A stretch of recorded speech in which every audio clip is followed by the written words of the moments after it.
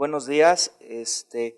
Vamos a hablar un poco de los inmunosupresores no esteroideos y de esto siempre es importante, antes de empezar a decidir qué tratamiento vamos a darle a nuestros pacientes, pues basarnos en lo que hemos platicado del día de ayer, en nuestro interrogatorio, en nuestros estudios de laboratorio, en nuestra exploración.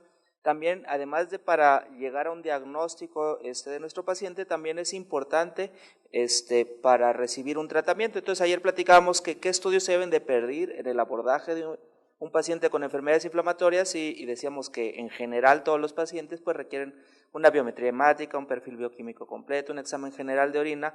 Esto puede ser de gran ayuda para hacer un diagnóstico, pero también es muy importante si vamos a considerar algún tratamiento, sobre todo sistémico, para conocer a nuestros pacientes. Entonces, en el interrogatorio es importante conocer las enfermedades sistémicas asociadas que tiene nuestro paciente, si ya tiene alguna alteración en algún otro nivel, además del ocular, por decir los pacientes que tienen problemas renales o hepáticos, y decidir sobre saber si está recibiendo algún otro tratamiento sistémico.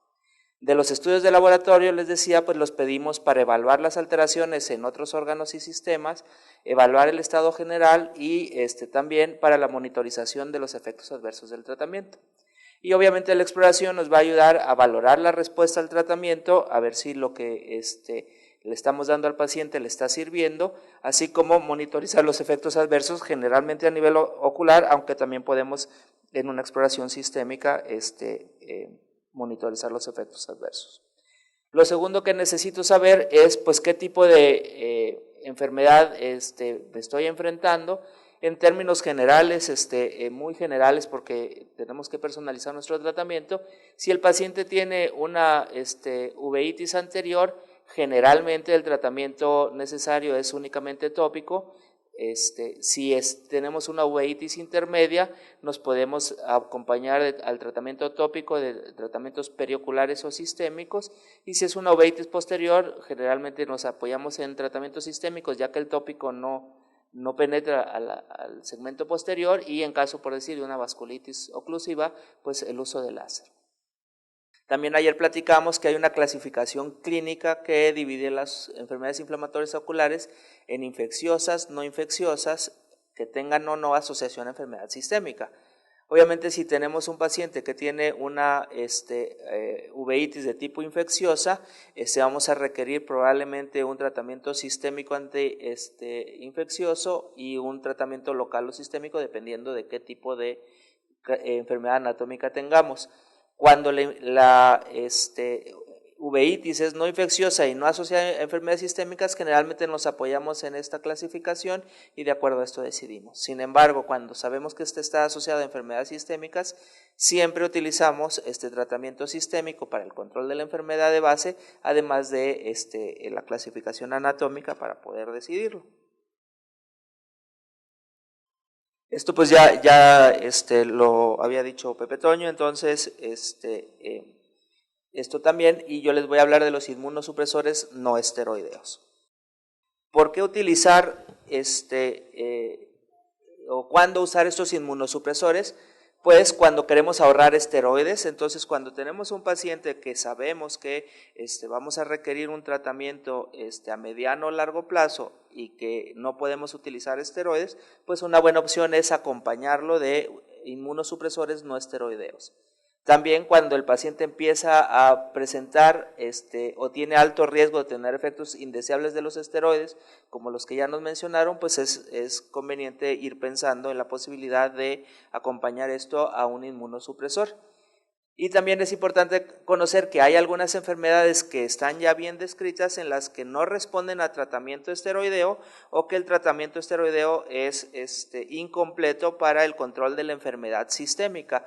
Como platicábamos ayer, la poliangitis granulomatosa, o también llamada granulomatosis de Wegener, es una enfermedad que con tratamiento esteroideo el pronóstico de vida es más o menos de 5 a 6 meses. Entonces sabemos que quizá el problema ocular vaya a responder a los esteroides, pero pues el paciente va a fallecer en pocos meses. Entonces estos pacientes requieren forzosamente de el uso de estos otros medicamentos inmunosupresores no esteroideos. También platicábamos ayer de la fase vasculítica del AR, que es cuando se presenta una escleritis necrotizante y una keratitis ulcerativa periférica, que el pronóstico de vida también es bastante malo, y aunque el tratamiento inicial es con esteroides, pues el paciente está en un problema muy mal controlado que requiere sin duda el uso de inmunosupresores. La enfermedad a veces, como platicamos ayer, pues es una enfermedad muy poco frecuente en México, pero también muy severa. Entonces, un grupo internacional de estudio de las enfermedades inflamatorias oculares se reunió en el 2000 para desarrollar unos criterios para el uso de medicamentos, y les pongo aquí en rojo pues los que generalmente vemos nosotros. Ellos ponen como un criterio absoluto para usar inmunosupresores pues la enfermedad de Behçet, el BKH, oftalmia simpática, y esclerobeitis reumatoidea o keratitis ulcerativa periférica o escleritis necrotizante asociada a artritis reumatoide. En estos la necesidad es absoluta. Aquí ponen ellos como relativo una iridociclitis asociada a artritis idiopática juvenil, una uveitis intermedia del adulto, que nosotros lo vemos poco frecuente, vasculitis retiniana de origen inmunológico, sabemos que hay una vasculitis de tipo oclusivo y que requiere además otro tratamiento, y aunque ellos ponen como cuestionable la uveitis intermedia en niños, ustedes van a ver si revisan la literatura que los reportes de complicaciones y de evolución de los pacientes con pars planitis en otras partes del mundo es mucho mejor de lo que vemos por lo menos nosotros en México. Entonces quizá aquí que ellos lo ponen como cuestionable, en nuestro caso es un tratamiento que utilizamos casi de primera elección en todos los pacientes con pars planitis, los inmunosupresores, porque la evolución de nuestros pacientes, quizá por un diagnóstico más tardío o por alguna otra situación, es mucho más severo de lo que se reporta generalmente en la literatura. Entonces, ¿qué tenemos que hacer para usar esteroides? Pues tenemos que descartar causas infecciosas. Es muy raro que usemos para usar los inmunosupresores, es muy raro que usemos un inmunosupresor si el paciente tiene una causa infecciosa. Frecuentemente, como oyeron en la plática anterior, podemos necesitar de esteroides para una causa infecciosa, ya que, como nos decía Carmen, muchas de las alteraciones que vemos a nivel ocular de los procesos infecciosos no es por la infección activa en sí, sino por la reacción inflamatoria secundaria a la infección. Entonces, frecuentemente acompañamos a nuestro tratamiento antiinfeccioso medicamentos para desinflamar, pero estos usualmente son esteroides y no inmunosupresores no esteroideos. Siempre, como oíamos ayer, usamos el PPD, el BDRL y el FTABS para descartar sífilis y tuberculosis, porque aunque se pueden utilizar en algunos casos o se utilizan los esteroides, pues los inmunosupresores no. Esto es en relación al laboratorio. Después de eso, esto es en relación a lo que tenemos que hacer. Después de eso nos tenemos que apoyar del laboratorio. Como les decía, usualmente utilizamos una biometría hemática, un perfil bioquímico completo y no una química sanguínea. ¿Por qué el perfil bioquímico completo? Porque incluye las pruebas de funcionamiento hepático, que como vamos a ver más adelante son muy importantes en estos medicamentos. Entonces, preferimos el perfil bioquímico completo o pedir unas pruebas de función hepática para monitorizar esto y un examen general de orina. Es muy importante que los pacientes, por los efectos adversos que vamos a platicar ahorita, tengan un consentimiento informado y que tengan una autorización escrita a ustedes de el uso de estos medicamentos con sus pacientes.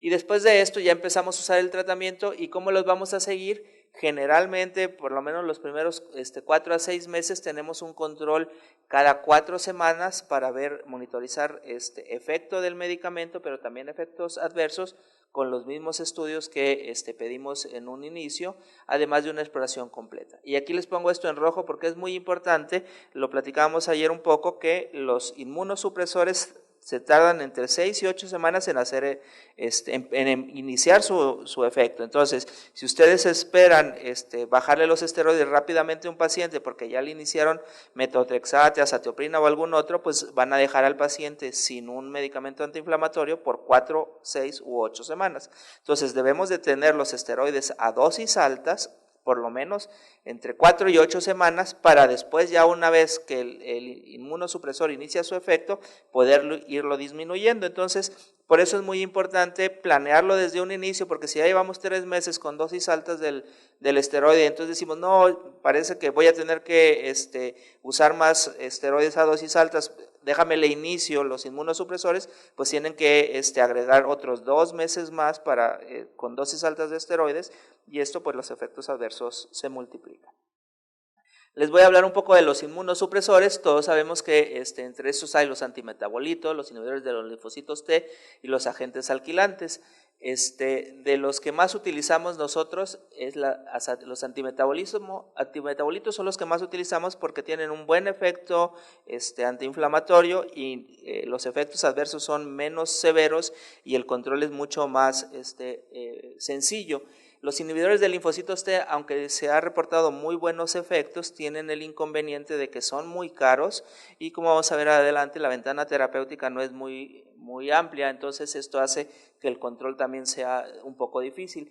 Y los agentes alquilantes, que es sin duda el medicamento más potente que tenemos para desinflamar, pues al igual que los esteroides, su potencia va de la mano con mayor posibilidad de tener efectos adversos. Entonces, de los antimetabolitos, la azatioprina la utilizamos de manera regular. Desgraciadamente ahorita en México, no sé si aquí, pero en Monterrey y otros lugares hemos visto que se batalla mucho para conseguirla, entonces le estamos utilizando un poco menos.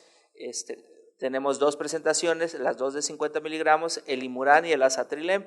El Azatrilem es como 3 veces más económico que el Imuran y tiene muy buen efecto también, pero les digo, actualmente parece que hay un desabasto de laboratorio, entonces el Azatrilem es muy difícil de conseguir y por lo mismo el Imuran también escasea, aunque ese no hay un problema de desabasto, pero tampoco es fácil de conseguir y es más caro.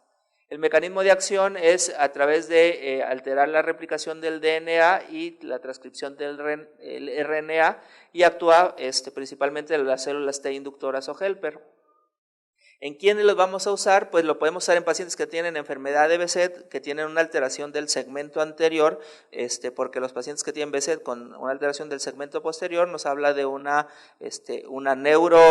alteración y esos pacientes requieren un tratamiento mucho más agresivo. Lo usamos mucho en uveitis intermedias, en escleritis, coroditis serpinginosa y alteraciones asociadas al lupus. ¿Cómo lo vamos a dosificar?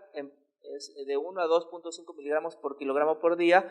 Generalmente empezamos más o menos con unos 150 miligramos. Esto de las dosis es dosis respuesta y la dosis respuesta no está tanto en qué tanto bajen los leucocitos, que es una de las cosas que vamos a ver con su uso, porque a veces los leucocitos siguen estando relativamente altos, pero el paciente está bien desinflamado, eso es lo que nos importa. Entonces, por eso les decía ayer, los que vamos a decidir si el paciente va bien o va mal, somos nosotros, no los reumatólogos. Por eso, aunque el apoyo de los reumatólogos es importante, siempre debemos de ser nosotros los responsables de nuestros pacientes. Entre los efectos adversos más importantes pues es la supresión de la médula ósea, porque ese es el efecto que buscamos, síntomas gastrointestinales e infecciones secundarias. El seguimiento, como les decía, pues es con biometría hemática, perfil, pruebas de funcionamiento hepático, y en este caso es muy importante tener unos estudios basales, ya que esto nos va a decir cuánto podemos tolerar de alteración. Si de nuestro nivel basal de las enzimas hepáticas hay un aumento de las transaminasas 3 veces, entonces eso quiere decir que ya hay una hepatotoxicidad que generalmente es dosis dependiente irreversible. Entonces sabemos que disminuyendo la dosis a la mitad, muchas veces las enzimas hepáticas vuelven a su nivel normal o disminuyen de manera importante, y si en 2 semanas esto no sucediera, pues podemos valorar cambiar de medicamento. Para niños, el metotrexate es el medicamento que ha sido más estudiado a nivel mundial, es el tratamiento de elección de la artritis idiopática juvenil, entonces se tiene bastante experiencia sobre su uso, es un medicamento que ha dado muy buenos resultados, que tiene un efecto antiinflamatorio importante y que ustedes con tranquilidad, porque hay abundante literatura en esto, pueden utilizar en niños. Entonces, este es el medicamento de elección que utilizamos, por decir, para los pacientes con pars planitis, en los que sabemos que vamos a requerir inmunosupresores, utilizamos el metotrexate. Este tiene varios mecanismos de acción, hay presentación en tabletas de 2.5 miligramos, pero también en solución inyectable.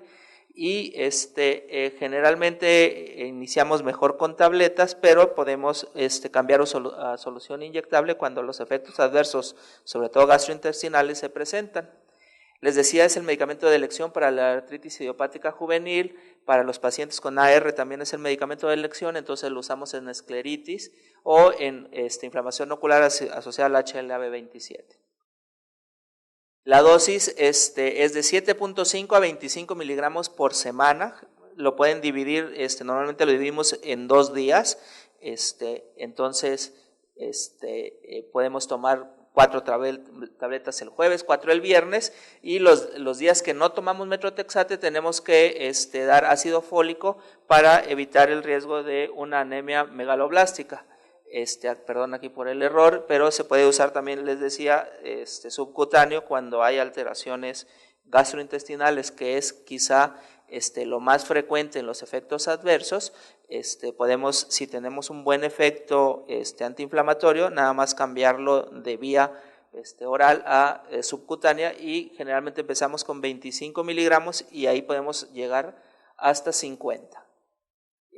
A nivel ocular también tiene algunos efectos adversos que realmente son poco frecuentes, y lo que es muy importante es que en general estos medicamentos todos no se conoce bien o ya está bien descrito que son teratogénicos. Entonces, aunado al inicio de estos medicamentos, se debe de tratar de utilizar algún método de anticoncepción, porque en caso de que la paciente se embarace durante el uso del medicamento, pues el riesgo para el bebé es bastante importante. No se debe de consumir alcohol mientras se está tomando, y el seguimiento es igual que la azatioprina. La ciclofosfamida es el medicamento de elección para la poliangitis granulomatosa, o antes llamada granulomatosis de Wegener. Entonces también tenemos mucha experiencia en su uso. Es un medicamento muy potente, entonces también cuando tenemos enfermedad de Behçet u oftalmia simpática o BKH lo utilizamos frecuentemente. Y en otras enfermedades que ponen en riesgo la vida, como la policondritis recurrente, también puede ser de ayuda. En la pars planitis, les decía, pues lo utilizamos pero muy poco, generalmente preferimos el metotrexate, pero se puede utilizar en casos muy severos. Este es un agente alquilante del DNA, que viene ya sea en grajeas o en solución inyectable.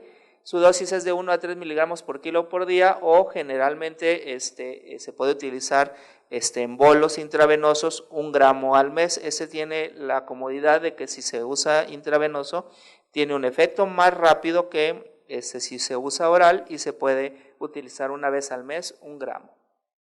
Como es metabolizada por el riñón, debemos de ajustar la dosis si el paciente tiene alguna insuficiencia renal, pero también es convertida de manera enzimática por el hígado, entonces también necesitamos vigilar el hígado. Les decía, estas son sus indicaciones, y dentro de sus efectos adversos, estos 3 son los más importantes. Cistitis hemorrágica, y esta cistitis hemorrágica está relacionada con el tiempo en el que el medicamento o sus metabolitos se mantienen en la vejiga. Entonces, es muy importante decirle al paciente que debe ingerir abundantes líquidos para que vaya a orinar frecuentemente y el medicamento esté el menor tiempo posible en la vejiga, y con eso disminuye mucho la cistitis hemorrágica. Y debido a esto es muy importante pedir examen general de orina también para poderla diagnosticarla. Este es un medicamento más potente, entonces la leucopenia pueden ser severas. Debemos de recordar que leucopenias abajo de 3000 no son deseables, y el riesgo de tener infecciones secundarias aumenta. Entonces siempre debemos de tratar de estar arriba de estos leucocitos, y aunque les decía, usamos de la biometría hemática para monitorizar el medicamento, pues realmente no es que queramos tener unos leucocitos en un nivel en específico para saber que el medicamento sirve. El medicamento sirve si nosotros vemos que está haciendo el efecto que queramos, y no importa si los leucocitos están en qué nivel. Y recordar que los esteroides tienen causan leucocitosis. Entonces frecuentemente empezamos con los inmunosupresores y los leucocitos están en 15,000 y decimos, pero pues entonces no está funcionando el medicamento. No, pues es que tenemos esteroides a dosis muy altas. Conforme vamos bajando los esteroides, los leucocitos también van disminuyendo. Entonces los estudios son solo una ayuda y no deben de ser una guía para el manejo de nuestros pacientes. En relación a las neoplasias secundarias, esto ha sido bien descrito en pacientes con enfermedades autoinmunes. Sin embargo, un grupo de expertos en enfermedades inflamatorias oculares se juntaron y analizaron todos los datos en la literatura, hicieron una revisión de la literatura y encontraron que al parecer los pacientes que solo tienen enfermedades inflamatorias oculares no tienen ese mayor riesgo de tener neoplasias secundarias con el uso de este medicamento. Sin embargo, hay que comentárselo al paciente. Se ha descrito que esta es dependiente de dosis y tiempo del tratamiento y las más frecuentes son cáncer vesical y de piel. Les digo, generalmente asociado a su uso, pero en pacientes que tienen alguna otra enfermedad autoinmune sistémica. Y la infertilidad también debe tomarse en cuenta y debe de explicársele a los pacientes. El seguimiento pues es igual que el de los otros medicamentos. El clorambucil es muy parecido a la ciclofosfamida. Yo no tengo experiencia con su uso. Algunos autores reportan que algunos pacientes que con la ciclofosfamida no funcionaron, los cambian a clorambucil y tienen un efecto adecuado, pero también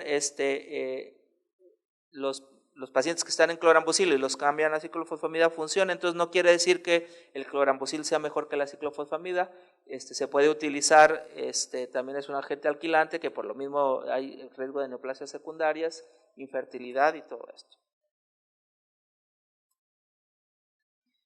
De la ciclosporina les decía, es un medicamento bastante bueno. Ustedes van a encontrar muchos reportes en la literatura sobre su uso y su buen efecto, pero tiene el inconveniente, en primer lugar, que es muy costoso. En segundo lugar, que las presentaciones no son intercambiables. Entonces, si el paciente está usando Sandimun, no puede, si no lo consiguió ahora, usar el Neoral porque no son compatibles, vamos a decir, tiene que utilizar siempre el mismo medicamento. Les decía que la ventana terapéutica es muy corta, entonces si le damos, tenemos que monitorizar los niveles plasmáticos del medicamento porque si les damos una dosis muy alta, el riesgo de efectos adversos es muy importante y una dosis baja no tiene ninguna función, entonces eso complica también su seguimiento, pero está indicada también en pacientes con enfermedades severas como enfermedad de Behçet, uveitis intermedia, BKH, sarcoidosis y coroiditis serpinginosa.